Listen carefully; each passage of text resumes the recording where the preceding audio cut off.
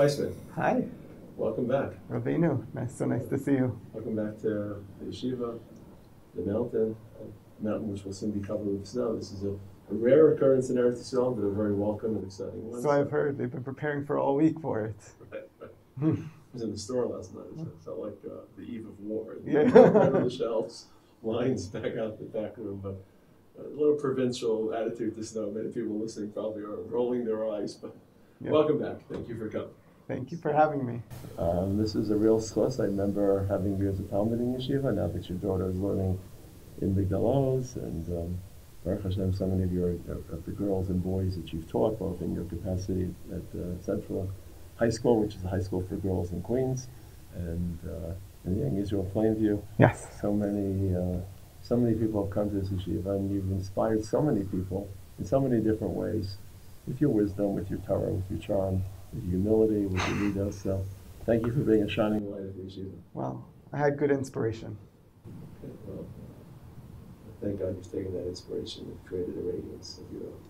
So it's Parshas Mishpatim, and what are your first thoughts about the shift? It's a bit of an abrupt shift between the pyrotechnics and the epiphany and the euphoria of Har Sinai and the day-to-day laws of contracts and torts and Vav Mitzia and Vav Avasa and Mishpatim.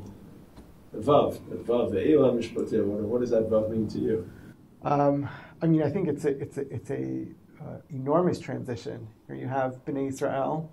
I remember Rav Moshe Lichtenstein saying back 25 years ago when I was in yeshiva that there's this massive transition from the Ki'ish Echad, V'lev Echad, this idealistic moment, the closest Bnei Israel ever were to the Ribono Shel Olam, and all of a sudden you get to this very mundane experience of, it starts with slavery, which is probably something that Bnei Israel felt more deeply than other people, and it goes into various laws of damages and robbery and even murder, and it reaches a point where it's a rough imagery from what we've seen. And I remember at the time Rav Moshe said that this is very much the nature of Torah. It's not that something that exists only on the ideal, only on the higher plane, but something that is very much meant to be applying to the real world. And the test, I guess, of any Ben Torah or anyone committed is the ability to apply those deals within the real world. And I guess that's what makes Mishpatim so exciting. What's the line in Pirkei Avos? Right? Harotelios Chassid Yilma Nizikin. Is that the line? Because I think that's where anyone can say how much they believe when they're in shul or they're in the Beis Medrash. It's much more challenging when it's in the day-to-day life and when there's the potential loss of money and monetary gain. It's easier to be taken in by those types of experiences. So the fact that Mishpatim is there is very much a message to all of us about the way we need to live our lives. We didn't always succeed in that transition as being not the first Beis HaMikdash. Yeah. You could pretty much characterize it as a failure to transition from the high of korbanos and the high of rituals and the high of Har Sinai or Beis HaMikdash into what happens in the street. And it's very easy for people to compartmentalize and to create dissonance between what happens in the protected world of the yeshiva and in the real world of morality and ethics and caring for others. And you've always struck me. So I have the privilege of knowing you as a young person, as a student in this yeshiva. You always struck me with the degree that you care and the way you open your heart to people. And this is why people respond so kindly to you. How is that transition between the Beis Medrash, Parshas Yisro, Haretzion, and the real world of Mishpatim as a shul rabbi, as a teacher? What have you taken from this yeshiva, aside from the obvious? What if you could hone in on one or two aspects that have helped you be a rabbi, be such a successful mechanech in that real world of emotions and needs and worries? If I may quote another yeshiva story, if we don't mind, but I remember Rav Lichtenstein Zatzal once telling us that the reason he chose Yeshivat Har Etzion was because of Rav Amital. And what was it about Rav Amital, who my fourth child is named for him, the fourth child Yehuda? He said he is the perfect mixture of idealism and pragmatism. And I think that's one of what I've tried to take with me most is that that notion that we can be pragmatic and idealistic at the same time in the way we interact with people, and I think it's been important to me just realizing that you don't always have to view when you make decisions in the real world as compromising on your ideals, but they're more of recognizing that your ideals are able to be applied in different areas. Just to give you an example, early when I started, I guess about 15, 16 years ago, Rav Lichtenstein was nice enough to meet with a group of rising shul rabbis who had just taken the position. And we got to discuss various, very practical halachic issues that were coming up. From the height of mechitzas to, dealing with schools and shuls and different issues that come up on a very day-to-day basis. And I remember him saying, this is what I would do, but don't automatically assume that that's the best decision for your institution. And I think the point he was making to us, and perhaps I'm interpolating, but I think the point he was making to us was that ultimately, we gave you the tools and the ideals of how to make decisions, and you have to remember that sometimes ideals are applied differently depending on where you are. And if you think about it just with Mishpatim, so much of what they got was not relevant in the Midbar. Did they have land that they needed to worry about, animals trampling on their land, or certainly I don't think they had slaves at the time, or I would like to think that they weren't, robbing from one another if all of their needs were provided. If all of their needs were provided for one another. But they had to recognize that, different situations would call for different applications. And I think one of the things about yeshiva is a lot of times, I guess it's hearing the baby cry, but a lot of times, you're sitting in there and you wonder, will this ever be applicable? And one thing I discovered was that I was given the tools early on, when I was here, not on Har Sinai exactly, but on Har Etzion, I was given the tools really to interact and apply the ideals that I learned here at yeshiva to day-to-day life.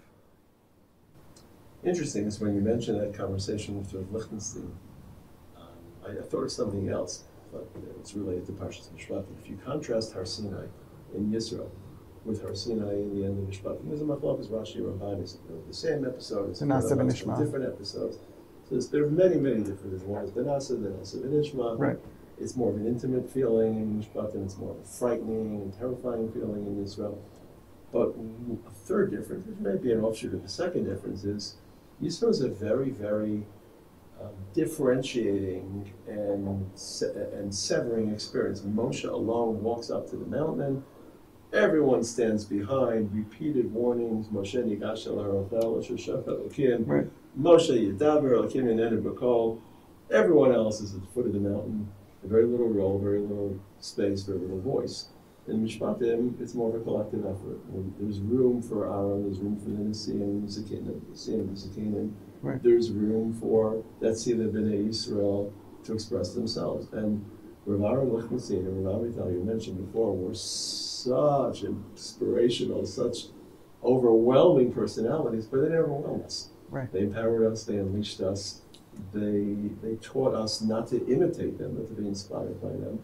And that story you quoted before would have been very easy and natural. Most times that story you told with Moshe and Yeshivas would have ended that we assiduously wrote down our notes, we walked away with all the answers to all our issues. Right. And at every step of the way, they were giving us oxygen and space to become people on our own, to become autonomous, and while still maintaining such love and reverence for them. And that's how you became such a successful Baruch Hashem, because that moment, along with thousands of other moments, was never suffocating. It was always unleashing and empowering. Right. Just getting back to a little bit to the Parsha, is you see there's just at the end, there's also with the sprinkling of the blood on Bnei Yisrael. The whole point was that the covenant wasn't that they were sending some sort of shaliach, or even if they were sending a shaliach, he wasn't totally completely separated from them, but he was someone who was very much among them, and it was with them that the bris was being made. maybe the Mizbach Adama in the middle, at the end of Yisro, that kind of leading into Mishpatim, that the Mizbeach is always the way where each and every individual Jew has the potential to reach out to the Ribono Shel Olam and forge that relationship. So, I mean, the Rosh Yeshiva, I think we're just being, shlichim of HaKadosh Baruch Hu, in who also gives us space to be who we're going to be, which is, I guess, why you need a parsha like Mishpatim, because being that we're very human, we're going to fail. Very Orwellian, but true, definitely true. I agree with Orwell's view of humanity. But still, we are created evil, but we still have the propensity for evil. And we're certainly proud that we were the first culture to institutionalize law and order and social ethics and judiciary procedures, and it's our gift to society. That's why, to me, one of the hallmarks of yeshiva was what's called in Hebrew memshaltiyut, respecting authority and respecting. And ironically, in Israel, sometimes it's even more difficult because we ourselves are so embedded in the political process. It's our country, it's our government, it's our army, and it's our country to run. That when we disagree with the decisions of our government, it becomes so much. It's just a very different sense of disagreement. I think when, let's say, Jews in America or anywhere else with them disagree, you're essentially outsiders. You may wield more influence, less influence, but you know that you're playing as an outsider. You have to respect the institutions and conventions of government. Here, it's more of the Wild West. It's our army. It's your son in the army. It's your son in the police force. Right.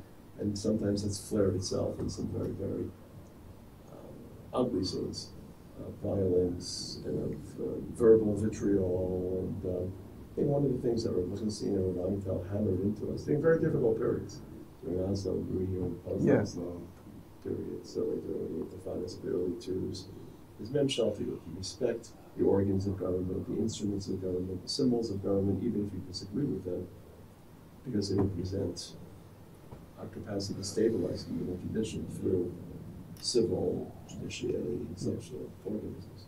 Well, I always remember, I don't even think this was pre-yeshiva that I heard this. It was right after the Rabin assassination. You were here during it? No, I was here the year before. Rabin was assassinated in 96, and I came this September after. So it was a pretty tense time in Israel, but I remember one of my Rebbeim in high school, Rav Haramati, actually pointed out that Eliyahu Hanavi, after this whole conflict with Achav at Har Carmel, so as they go back to the capital in Shomron, Eliyahu runs in front of the king's chariot in order to show kavod to the king. So even though Achav was to a certain extent representing this influx of avodah zarah, clearly something that Eliyahu did not believe in, nevertheless he respected the office of the king, of the monarch, and that's something also. It's a good point just in terms of the way we interact with one another, that we have to remember to respect the hierarchies, even if we disagree. And respect differences. Obviously, to respect hierarchies and social and governmental institutions. But if I were to say 2 of the 3 hallmarks of what I feel Talmidim are expected to walk out of this building with is to view the world as complex, and there isn't one truth, and to have intellectual honesty, to accept other truths, and to know that you can disagree with people in respectful ways. Because you disagree with them doesn't mean you have to defame their character or assassinate their character.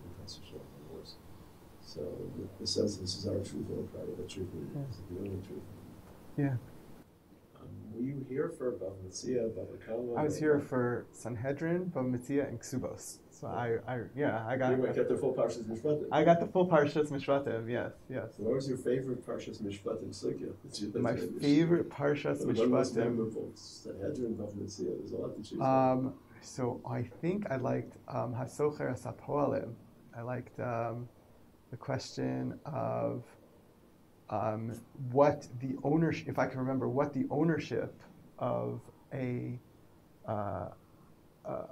of the Baal is in the actions of the Socher, if I can remember correctly. Putting me on the spot for 25 years. Did we learn that stuff as a poem? I believe we learned it. No, so we learned Shnaim Ochsen in Morning Seder, but I learned it in afternoon Seder, I think. Okay. But I remember it. Good for you. Very few people reach that. Well, no, that's what I will tell you about. This is what I told my daughter. I said, the most you will learn in yeshiva, you will not be able to pinpoint a shiur that you learned it in. You will imbibe something from the walls of the Beis Medrash. And I think that is far and away the best way to learn. That just being in a place where people around you are studying Torah. And I think the best experiences for me were ones where I didn't know, where I can't pinpoint a shiur that I learned it from, a rebbe that I learned it from, but I'm sure I learned it during these 2 years in yeshiva. And I don't know if it was a shiur, and I don't know if it was a chavrusa who mentioned something, or just something I did on my own, but it sticks in your mind forever and ever. And it's a way of learning by osmosis. Yeah. Well, what was there a moment in your career as a rabbi, shifting a little bit from a teacher to a rabbi? Yeah. Talking about the difficulties and the real time, the real world, practical decisions. Yeah. So it should be infused with idealism and pragmatism isn't something we scoff at or sneer at. Oh, you're a pragmatist, but pragmatism and idealism is the natural mesh, the natural merge of life. What was that time as a rabbi? Think back, how long have you been a rabbi? 15 years? 16, 17, something. Okay, Keeps on getting longer. That you felt that you were implementing a policy, a decision, a shiur that you traced back to your time here. It's hard to describe that moment, but what was the moment for you as a rabbi? Do you feel that everything that you've been trained as came to the fore and was tested? I mean, I guess it was in my first year as rabbi. It was right after the Gaza pullout. Trial by fire for you as a rabbi. Yeah, it was right after the Gaza pullout. And I wanted to say something that would be meaningful. And I remember looking through, old drushos that I had heard and, reading articles, etc. And in the end, it was a message that I think I had heard from Avamital on Yom HaAtzmaut, which I remember we always used to, it was like, if anything was the closest you would get to Nevuah, that drasha on Yom HaAtzmaut would always be it. And he said, we said Hallel in 1948 when we had a lot less than we have now. And we said Hallel after 73 when, we were unfortunately still mourning many who had passed. And we said Hallel after Lebanon. And he says, it's no less miraculous today. And just because we had to be suffering the scenes of watching people in Eretz Yisrael being taken out of their homes, it doesn't mean that the religious Zionist dream is over. And I think that was the area we really had. And I remember saying, I said nothing's over. Like kachi gula san shel Yisrael kima kima. Nothing's over, nothing's ended. It was something that maybe we all preferred would not have happened, and the images will probably be seared into our memories forever. But just being able to really think about that and really give across a message to my community when I was 26 years old, in a way that was meaningful to them. I think that was the first moment where I really felt it.